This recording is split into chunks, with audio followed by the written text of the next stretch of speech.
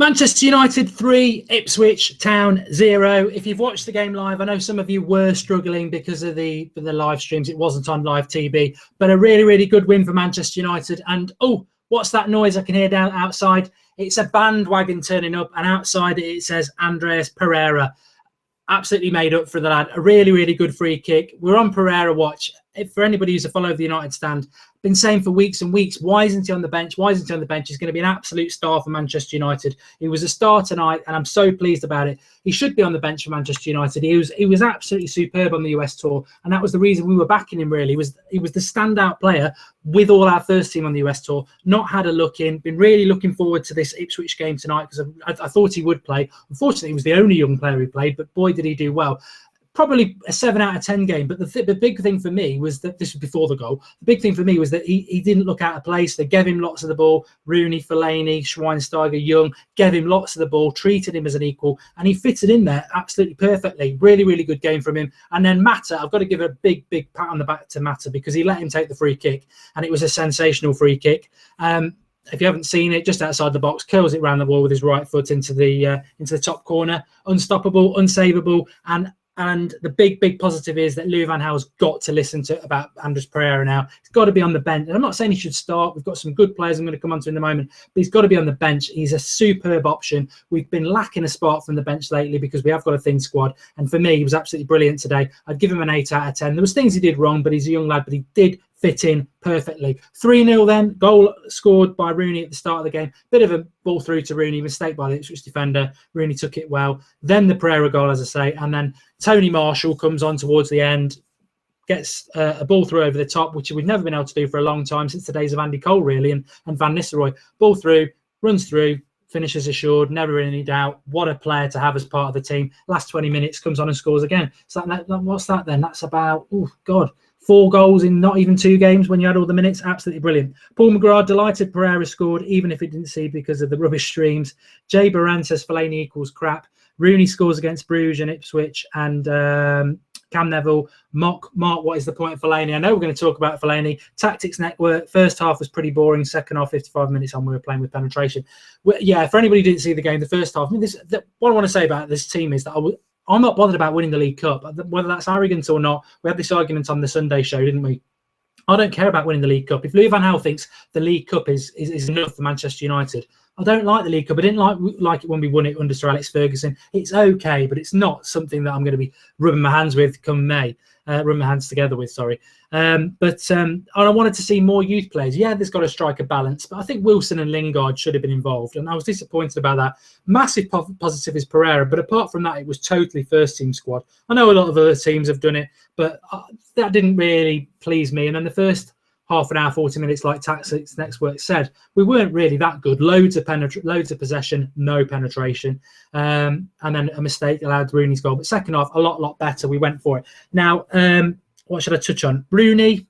Just saw the first goal, says Ian Fitzgibbon. Good finish and composure from Rooney.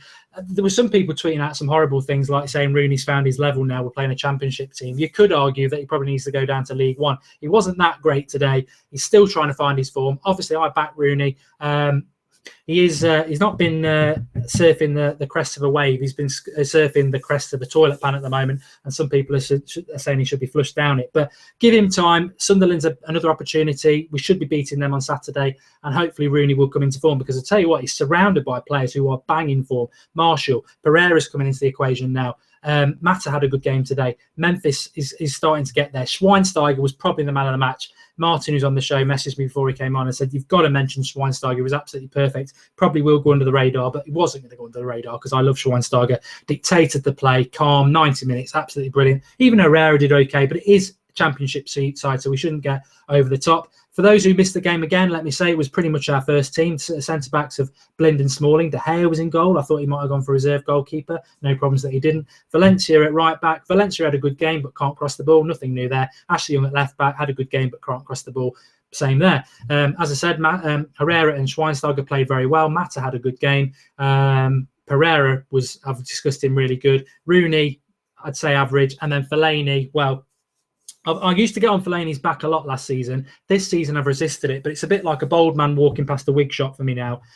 It's too much of a temptation to say he was crap today. He slows the play down in that number 10 position, and that is not what Manchester United are. Last season, he was very effective before he was figured out at the Chelsea game because we could play long balls up there and nobody could live with him. Chelsea sorted him out. That doesn't work anymore, and he's not quick enough and good enough on the ball to play the number 10 position how we want to play. And Schweinsteiger and Herrera were struggling in the first half because yet again, loads of the ball, but they could only go wide. They can't go through the number 10. Rooney is out of confidence. We couldn't go through the middle, and Fellaini did not have a good game. I'm sorry, I'm not going to jump on his back. I did a lot of that last season.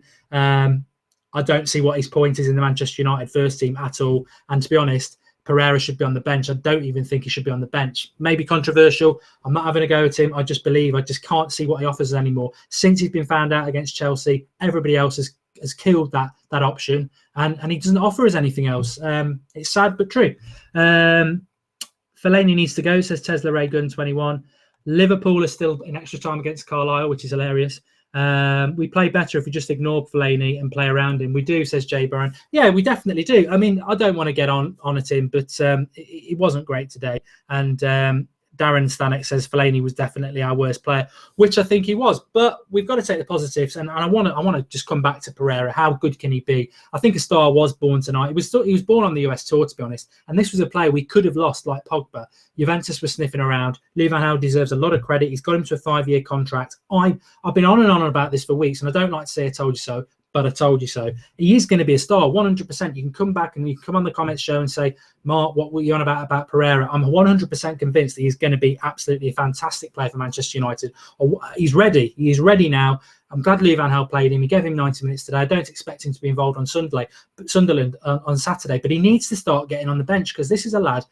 He can be anything he wants to be, and he needs to start getting the game time. And yes, I think Wilson and Lingard deserve time, but Pereira is at that next level. He just looks so comfortable in the Manchester United side.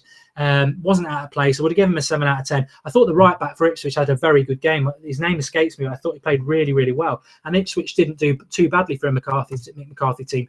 But that goal just took him up to the next level. And what I enjoyed about that goal is it basically says, "Oi, I need to be involved." And he does need to be involved. He shouldn't be waiting to the next League Cup game. He's got to be on the bench based on that performance today. He's good enough to be part of our team.